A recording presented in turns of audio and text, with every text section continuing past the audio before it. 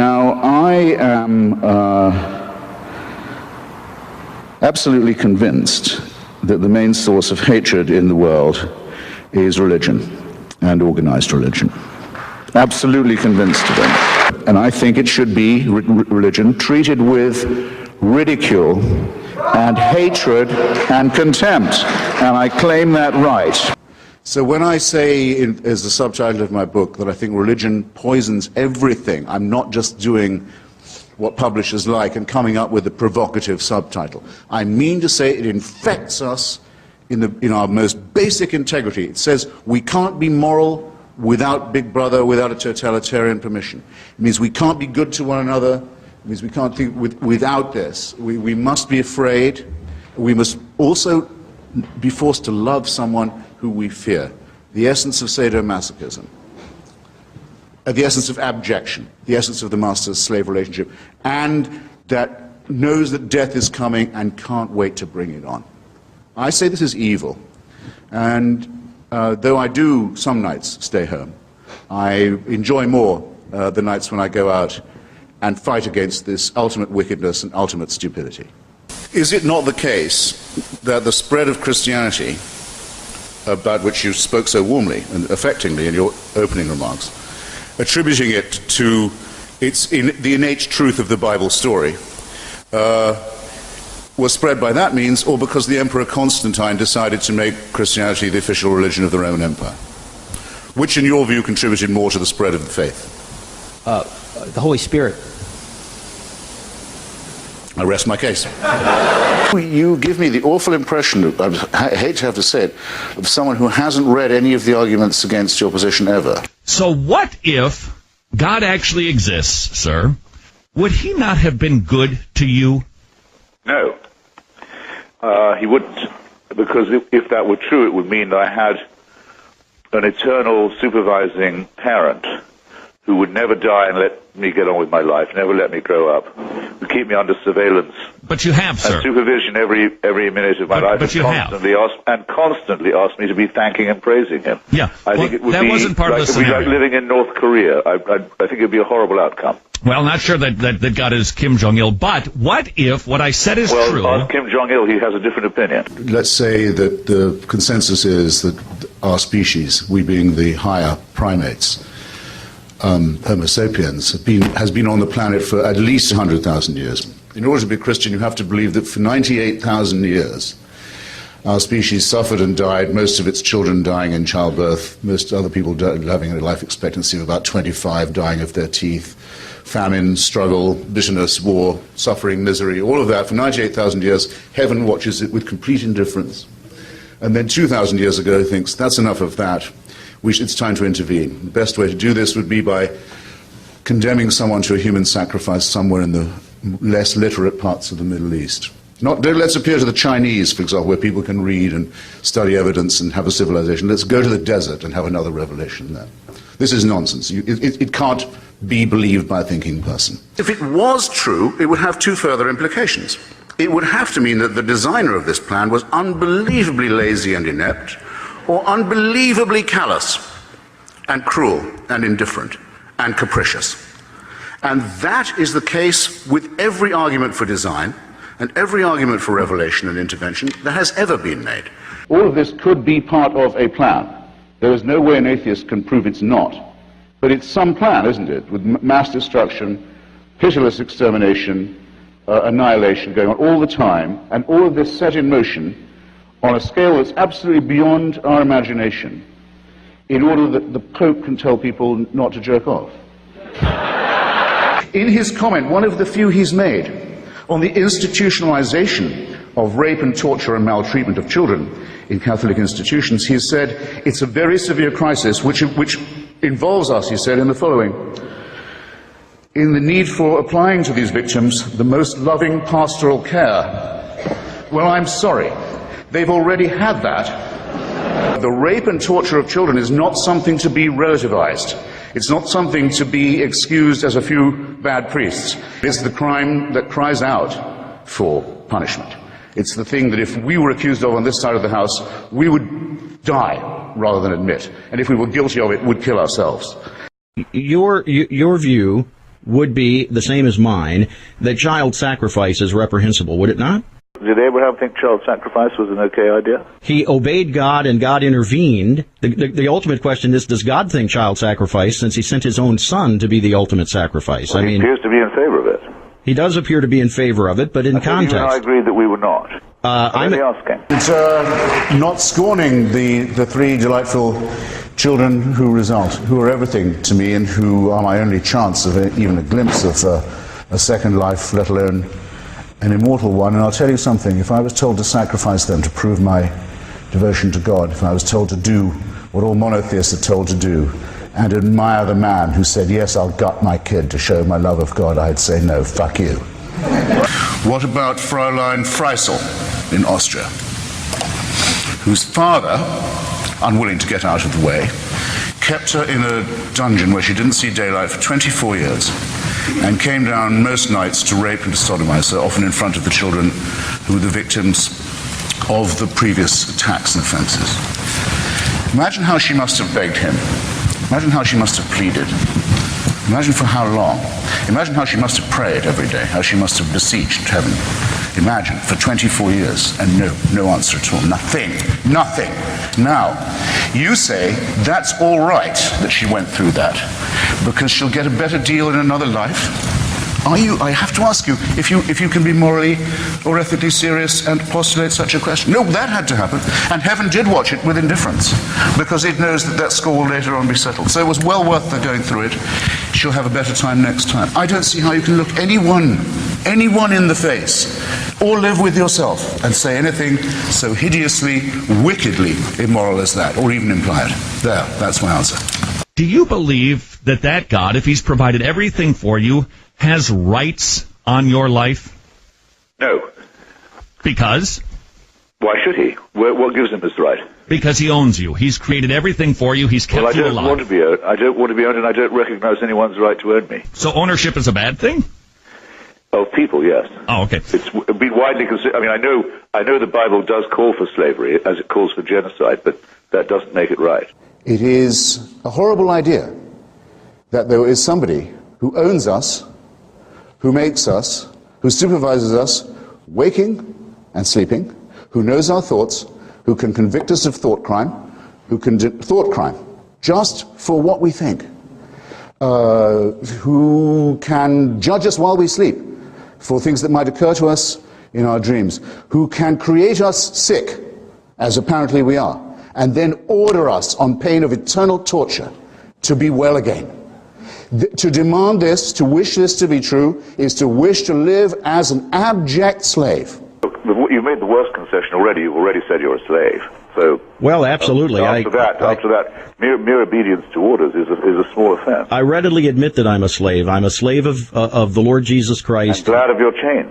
Yeah, well... it's absolutely fine for you, but you must leave me out of it. I don't want to be told that I have to obey these laws too, or that my children have to be taught this in school, or that laws have to be written to gratify the bizarre beliefs of a cult like yours.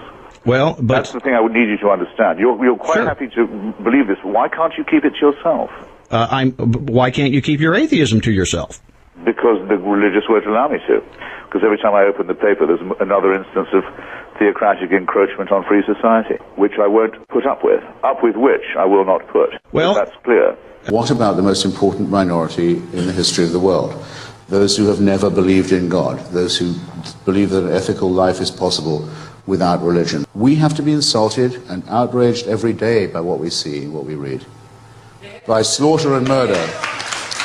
Slaughter and murder and barbarism and insult and superstitious nonsense. We do not reply in kind.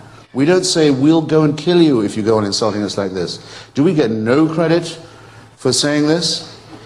When has anyone ever said, what's it like to be insulted, as someone who thinks that civilization's a real thing?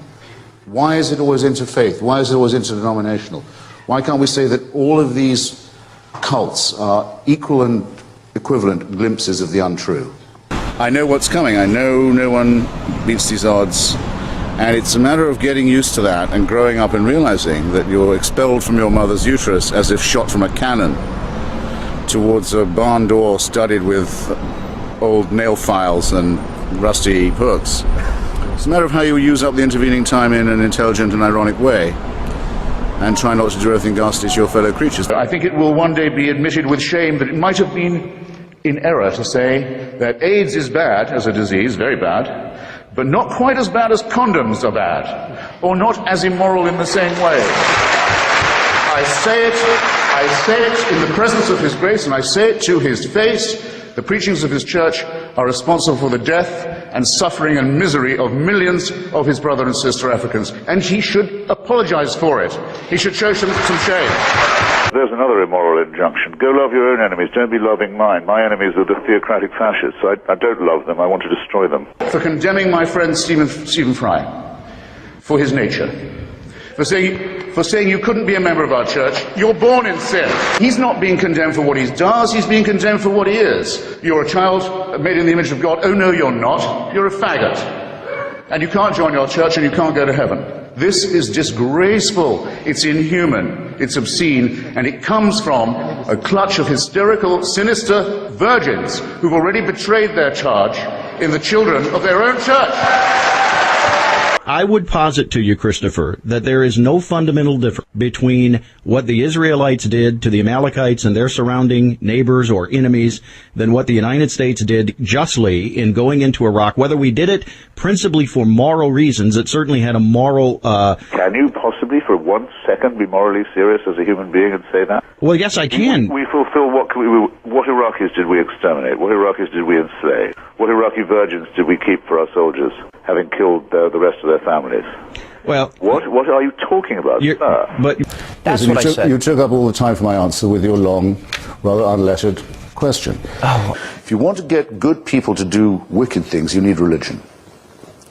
What do I mean by that? I mean to say that who, when they see a newborn baby arriving in their life, if anyone's ever thought, even myself, well, maybe there is something to this. Look at the perfection of this little bundle. But they said, I tell you what, though, before we go any further, we need to get a sharp knife or a stone from somewhere and start hacking away at the genitalia of this little bundle. Because if we don't, we won't be doing God's will.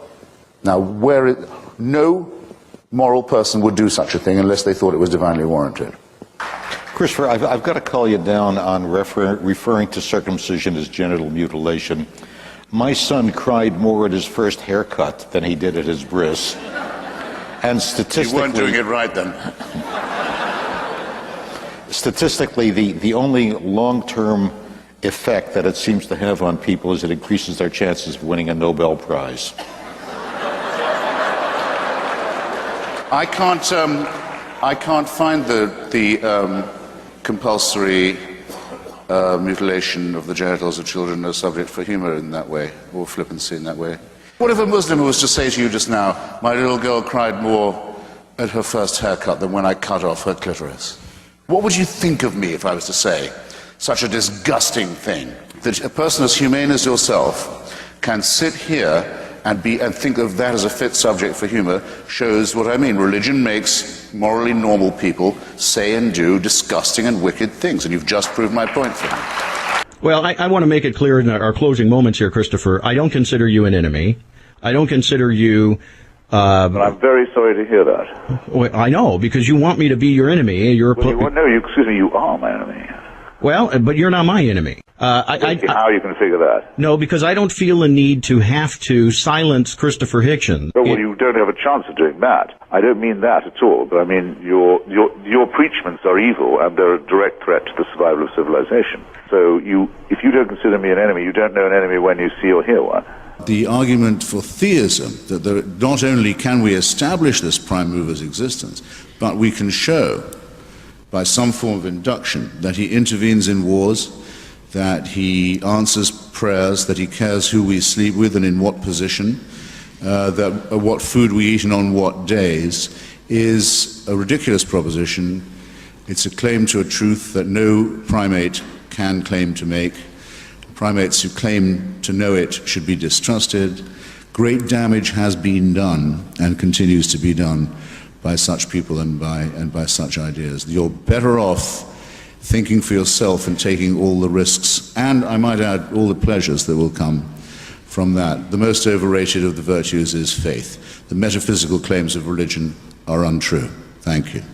Now, some of you know, well, I guess you all know now, that the words of one of my favorite poets, Ernest Dowson, are quite often with me. Dowson stole them actually from the Roman poet Horace. Non sum qualis eram. I'm not as I was. But to say that I'm not going to quit until I absolutely have to, but that please. I wasn't finished. I'm not done. The great thing about being religious is this. When the evidence against you becomes overwhelming, and you can see the amazing intricacies of the Big Bang, and the extraordinary matter of the Hubble red light shift, and the things we can now see through Mr. Hubble's telescope, and when you see the extraordinary variety of species, religion says, come to think of it, that is true. In fact, it shows that God was even more ingenious than we had thought him in the first place. Every time any new evidence comes to light, it's claimed for, well, it fits with the unoverthrowable theory that we already had. But there is no way you can take a step from the laws of physics, the observable creation of the cosmos, that leads you to the belief that there is an intervening personal God. There is no possible way, no one's even tried it, of getting from the laws of physics or biology to any such idea. So from the person who says, I'm a deist, I don't think all of this can be an accident, there must be some cosmic force, I say, I can't disprove it, though I think the cosmos functions without it, but you have all your work, sir, or ma'am, still ahead of you, before you can say that Jesus of Nazareth was a real person, let alone that he was the Son of God, let alone that his mother was a virgin, let alone that he was resurrected. None of these things, by the way, would prove he was the Son of God, if they did happen. What is this?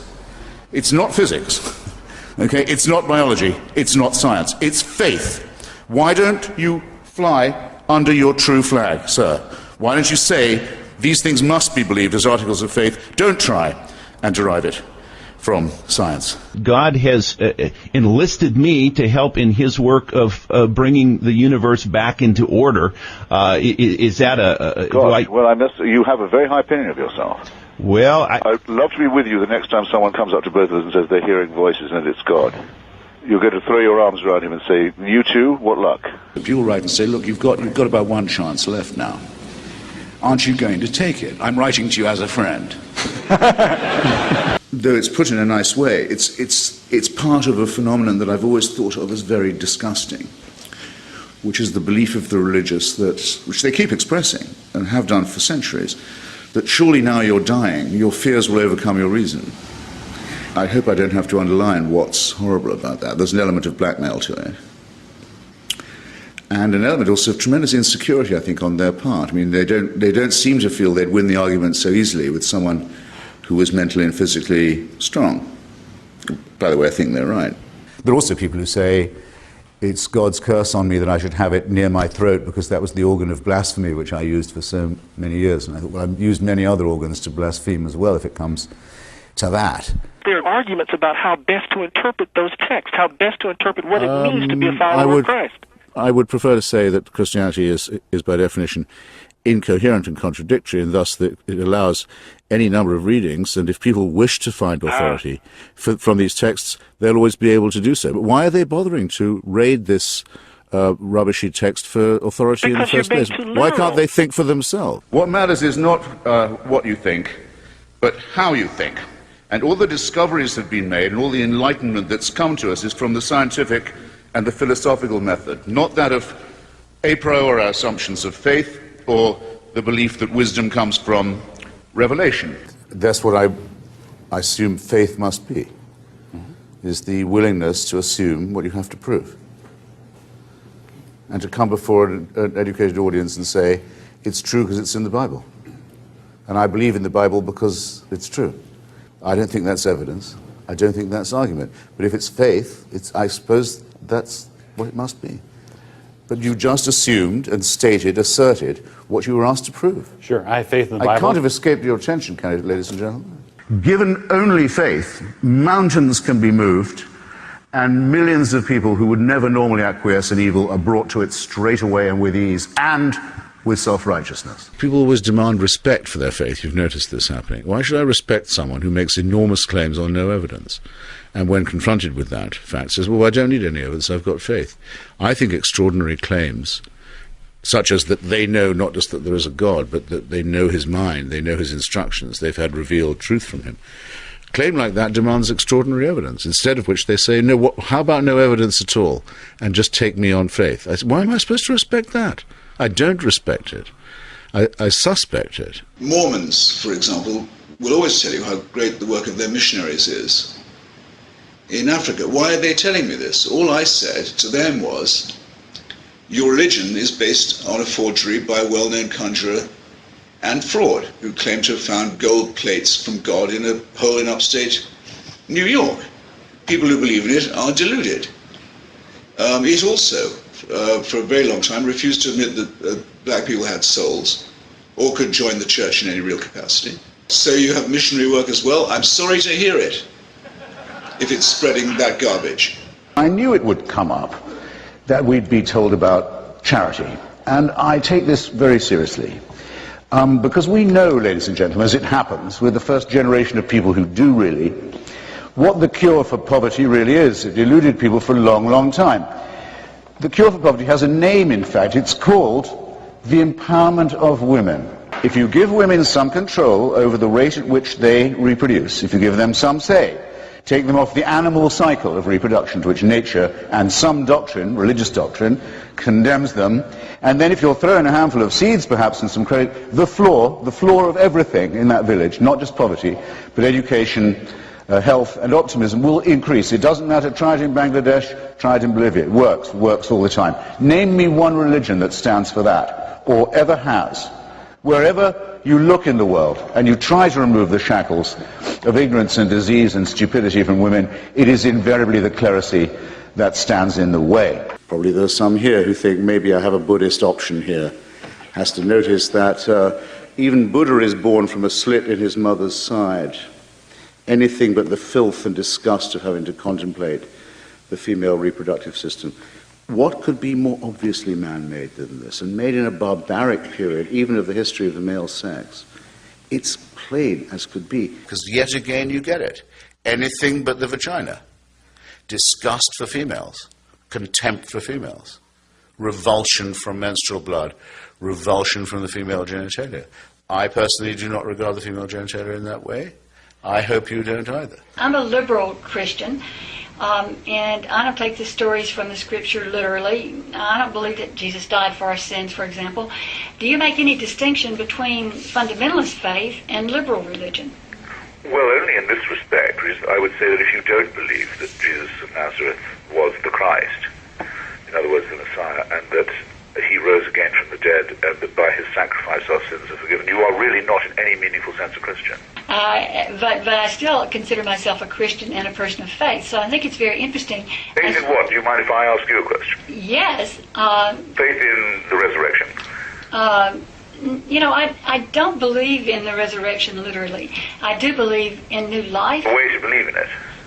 Well, if you would like for me to talk a little bit about what I believe, I'd be happy to do that. Well, I would actually. Yeah. Okay. I don't know whether or not God exists in the first place. Let me just say that. People say sometimes, don't I ever get tired of debating with the religious? No, absolutely I don't, because you never know what they're going to say next.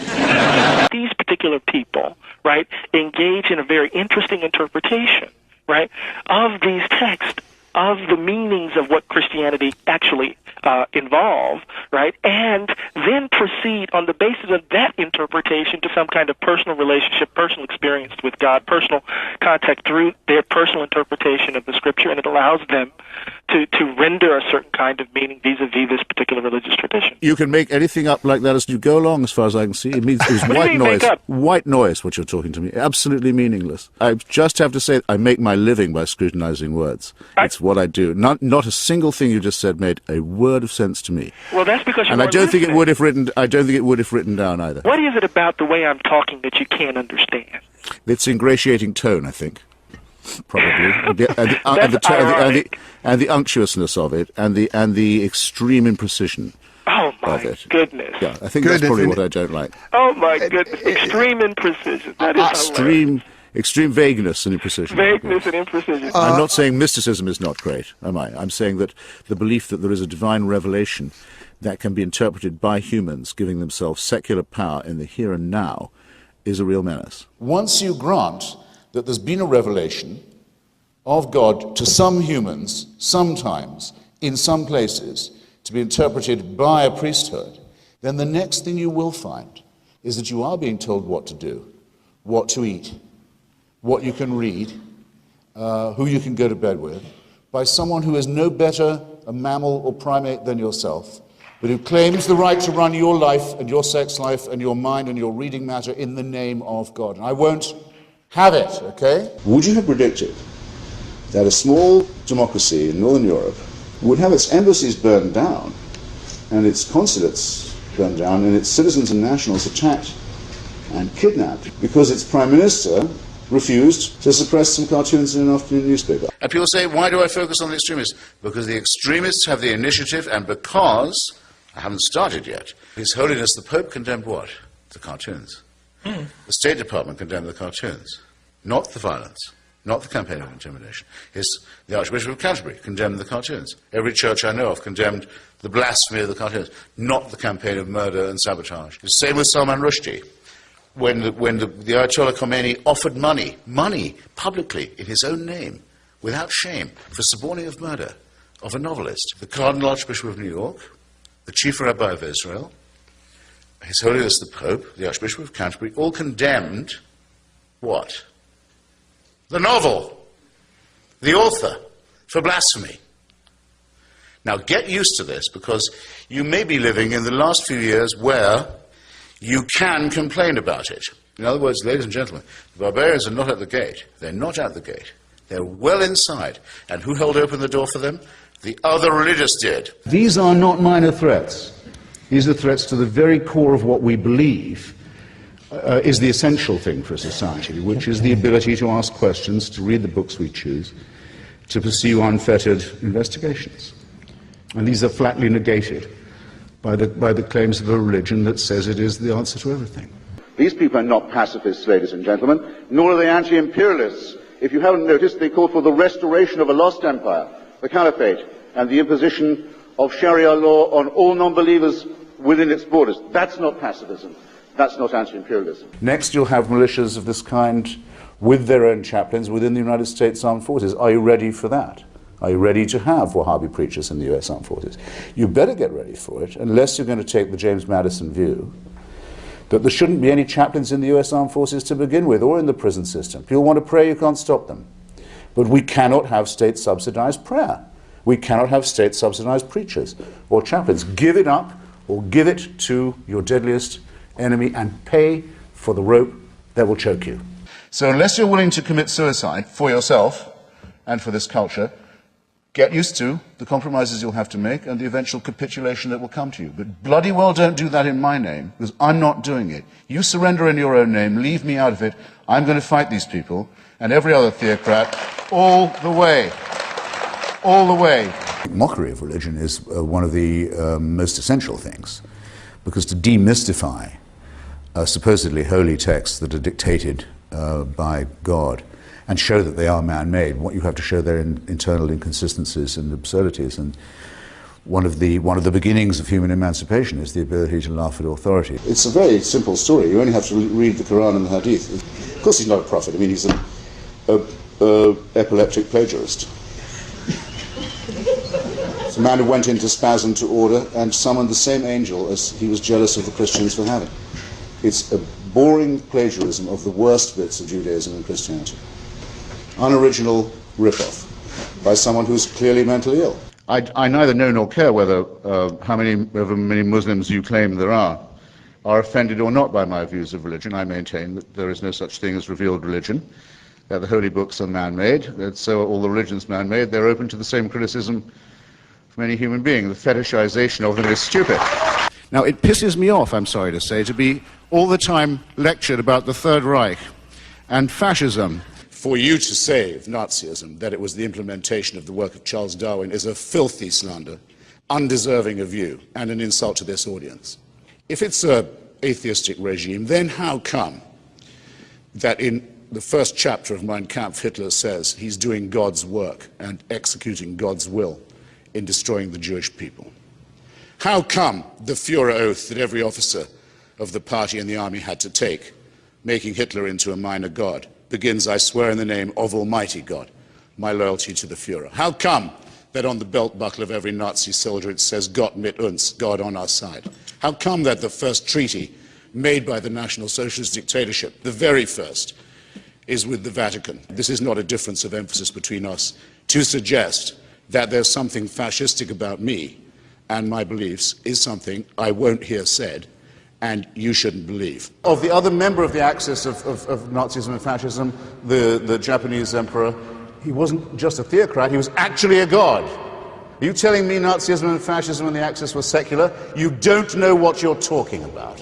Now, if there's to be a level playing field, which I know that my opponents don't wish for, I want to be told how it is that any society that follows the precepts of Lucretius and of Spinoza and of Galileo and of Russell and of Voltaire and Jefferson and Paine and Einstein has ever fallen into the same pit of ignorance, famine, cruelty, stupidity, hysteria, witch hunting that is the special privilege of the faithful. So that's my short answer to your question.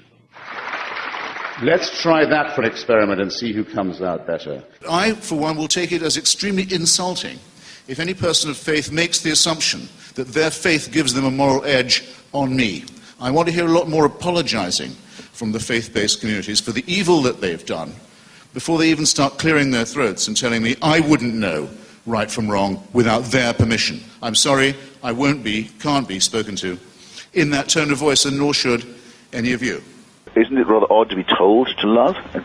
It's always seemed bizarre to me. Well, from my point of view, it's extraordinarily helpful because Ordered to love. It's something is cranky there. In Christianity, you have the idea, for example, that morality is intentional. If you've contemplated the sin, Christ says, in a sense, you've committed it. Thought crime. One second, the mullah Thought doesn't... crime. Totalitarianism again. Thought crime. Whether it is or not... We know what you're thinking, and we can punish you for it. Totalitarianism defined. Tyranny defined. Thought crime. You said it for me. If there is a way to pay for those sins and all you have to do is utter the word yes to salvation, what obstinacy forces you to say, I won't do it, I will risk all of damnation with my full intelligence and free will? I don't think he understands how wicked he sounds to so many people in this hall tonight. When he says, look, you've made a perfectly fair offer, we can torture you to death if we want, for the crime only of being born, but all you have to do is throw yourself on our mercy, and it'll be okay. Why don't you just do it?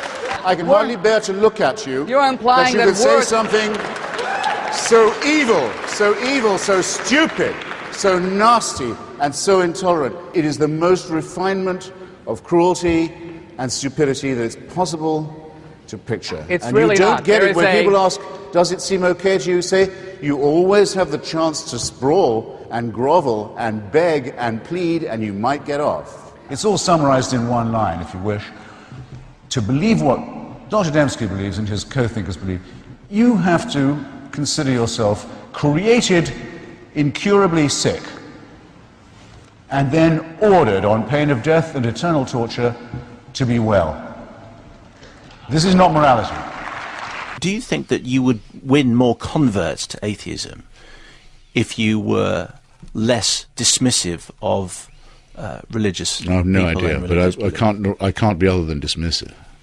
I don't feel any need to make converts by not saying what I think. I leave it to them to make their hypocritical, unctuous, pseudo-friendly statements in the hope of keeping people inside the church. I want to go back to this importance of narrative in its own right. They're fables, they're folk tales that have endured. They're not literally true, but there's great value in the universal truths that are taught just by the story itself. For example, the creation story. Could you at all agree with me that some of those stories are valuable just as a metaphor? The creation story is ridiculous garbage. and has given us a completely false picture of our origin as a species and of the origins of the cosmos. It's done nothing